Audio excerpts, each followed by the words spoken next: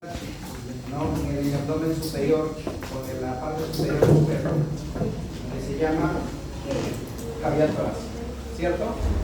La cavidad torácica protege órganos vitales, como quién, el corazón, los pulmones, ya lo vimos, parte de la tráquea, los bronquios, todos esos vasos importantes, ¿cierto? Por lo tanto, la estructura que más protege son los huesos. Por eso que la caja torácica está formada básicamente por huesos, ¿ya? Esta caja torácica, ¿quiénes son sus huesos que lo forman?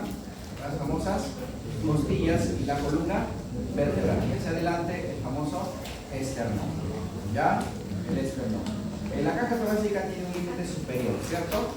Ese límite superior marca el fin del cuello y marca el inicio de la caja torácica. Eso se llama apertura torácica o opérculo del cuello, ¿ya? El opérculo del cuello tiene su límite anterior, ¿quién es? La horquilla esternal, ¿ya? Y tiene su límite posterior, que es la vértebra torácica T1, y tiene su límite lateral, que son las primeras costillas. Y su límite inferior es la apertura torácica inferior, marcada por un músculo. ¿Cómo se llama? Diafragma, ¿ya? Entonces todo lo que se encuentra por encima del diafragma, tórax, y por lo que se encuentra por debajo, abdomen. Muy bien, si nosotros hablamos de la parte ósea, está formada esta por costillas y vértebras y el esternón, ¿cierto? Hablemos del esternón. ¿Qué es el esternón? Es un hueso plano, ¿ya? Es un hueso plano, que tiene tres porciones. ¿Cuáles son?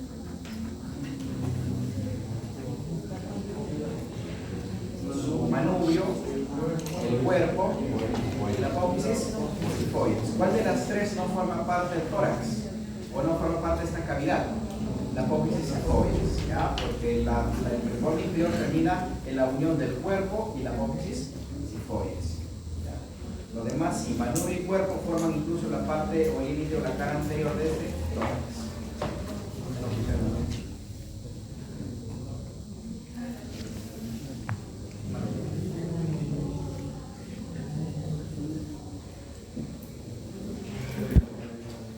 Miren, decíamos que el límite superior del tórax no está formado hacia adelante, está formada hacia adelante por la horquilla esternal, ¿cierto? La horquilla esternal. A esto se le llama manubrio del esternón, que se articula hacia acá con quién? Con la clavícula, y hacia abajo con el cuerpo del esternón, ya, cuerpo del esternón, y hacia abajo su apófisis cifoides, ¿cierto? Muy bien. La apertura torácica está limitada hacia anterior por la horquilla esternal. Y hacia atrás, ¿quién está? La vértebra T1, ¿ya? T1. Y sabemos que de acá del manubrio del esternón también sale la primera costilla, que va en esta forma, y ese viene a ser su límite lateral. Entonces la primera costilla es el límite lateral, el T1 es el límite posterior y la horquilla esternal es el límite anterior. Eso se le llama apertura torácica superior o opérculo del cuello. Marca el fin del cuello y marca el inicio de la caja torácica, ¿ya? Acuérdense que esto no es un círculo, es un elipse. Muy bien. El tórax se divide o está formado a su vez por más huesos, ¿cierto? Luego tenemos nosotros a las costillas. ¿Cuántas costillas son? No. Son 12 pares, ¿no? 12 pares de costillas. Vamos a verlo acá. Son 12 pares de costillas que se dividen en 7 costillas verdaderas, ¿ya? ¿Qué más? 3 costillas falsas, ¿ya? Y 2 costillas verdaderas, ¿cierto? 2 costillas flotantes, ¿ya? 2 costillas flotantes. Muy bien. Entonces las costillas que se inician en la costilla 1, ¿no? Van hasta la costilla 7, son las que se articulan en el esternón. Entonces las costillas verdaderas son aquellas costillas que tienen una verdadera articulación con el esternón, y eso pasa desde la 1 hasta la 7. Las 3 costillas falsas se dicen porque esas costillas se unen ¿a qué costilla? A la 7, ¿no? Se unen a la 7. y forman lo que es, o se articulan al esternón de forma indirecta a través de la costilla 7, de su cartílago, ¿no? Por eso se le llama falsas. Y las flotantes son las que nunca se articulan con el esternón. ¿Ya? ¿Se acuerdan? Verdaderas tienen verdadera articulación con el esternón. Falsas porque aprovechan el cartílago 7 para articularse el esternón. Y flotantes no se articulan con el esternón. La costilla tiene esta forma, ¿no? Y tiene partes. ¿Cuáles son las partes de la costilla? Tiene lo que es una cabeza, ¿ya? Y la cabeza ¿con qué se articula? Con la vértebra.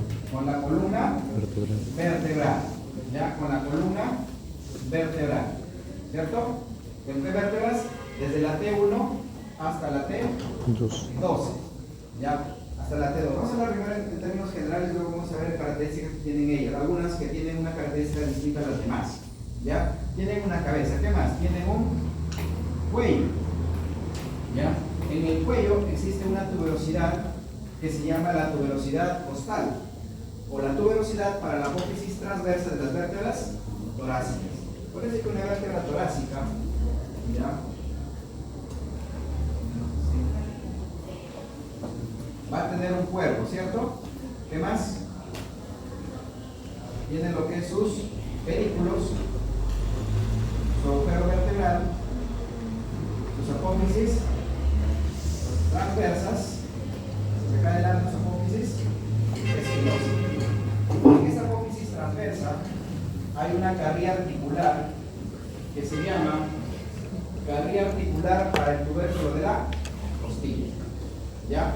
Y en el cuerpo tienen las famosas fosas costales, que se articulan ¿con quién? Con la cabeza de la costilla. Entonces la costilla tiene una cabeza, un cuello, y todo esto se le llama cuerpo, ¿ya? Todo se le llama cuerpo. La cabeza de la costilla se articula con las fosas costales del cuerpo vertebral, ¿ya? Y el cuello, su tubérculo, se articula con la fosa de la apófisis transversa. Entonces se articula en dos puntos, tanto en el cuerpo, vendría así, y en la apófisis transversa, y luego se va para adelante, ¿no? Porque forma un arco. ¿Ya? ¿Cuál es eso? Las costillas se articulan en dos puntos. Segundo detalle, que las costillas no nacen exactamente, por ejemplo, si esta es la costilla 5, esta es la torácica 5, pero no necesariamente nace de la torácica 5, sino también nace de la torácica 4, siempre con la anterior. ¿Por qué? Porque las costillas, o sea, las vértebras torácicas tienen dos fosas costales.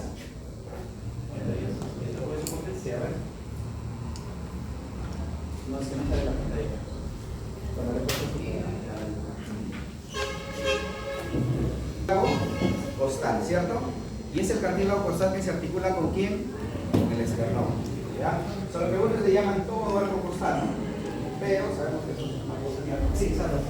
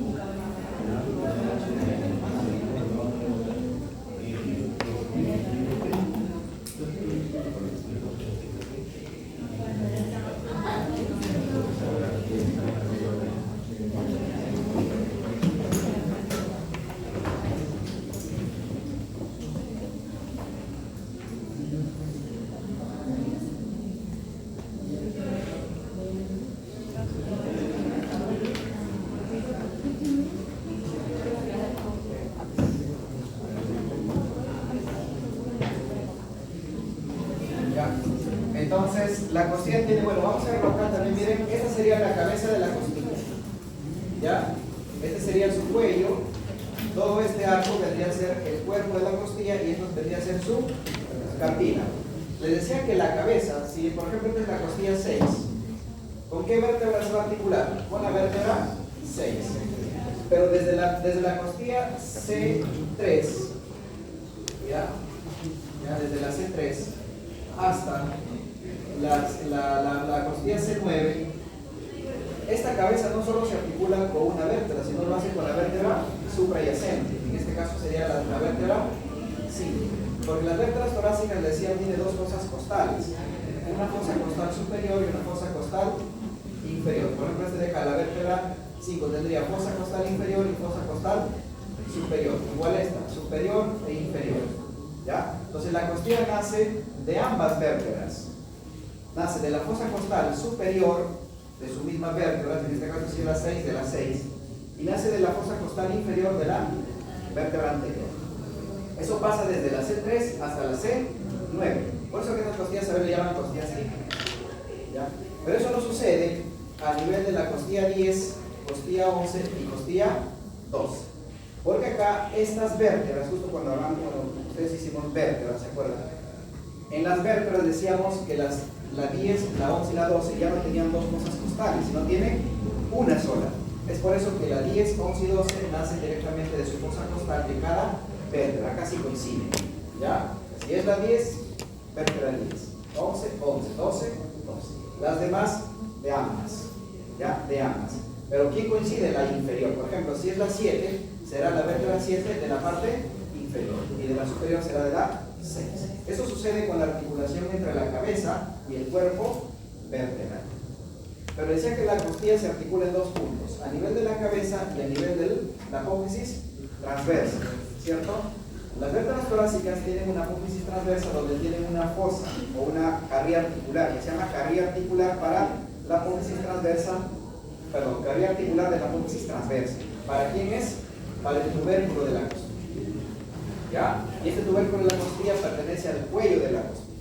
Y luego sigue el arco costal, ¿no? Que inicia con su ángulo anterior y termina en la unión, perdón, ángulo posterior y termina en la unión con su cartílago costal. ¿Ya? Muy bien. Estos espacios dejados se llaman espacios intercostales. Esos espacios intercostales están cubiertos por músculos, ¿cierto? Que nosotros llamamos músculos intercostales internos y intercostales externos. Desde el ángulo de la costilla, que es donde se inclina la costilla, donde ya gira para irse hacia anterior, ¿no? Hasta la unión externo-costal están ambos músculos, tanto los internos como los externos, ¿cierto? Pero en la zona anterior, es decir, entre los espacios intercostales, los espacios de los cartílagos, solo está el músculo intercostal interno y la membrana intercostal externa. O sea, acá no hay músculo intercostal externo, solo está su membrana intercostal externa, pero existe el músculo intercostal interno. Y al revés, en la parte posterior del ángulo hacia atrás están los intercostales externos, con su membrana intercostal interna. O sea, solo la membrana va y ángulo músculo, ¿ya? Pero en la parte entre el ángulo y la unión del cartílago y el hueso, sí hay los dos músculos intercostales. ¿Y para qué están los músculos intercostales? Para participar en la respiración. Los intercostales internos son inspiratorios y los externos son expiratorios. ¿Ya? Está bien, así es, ¿no? Ah, ya, perdón, al revés. Sí, ok, ya.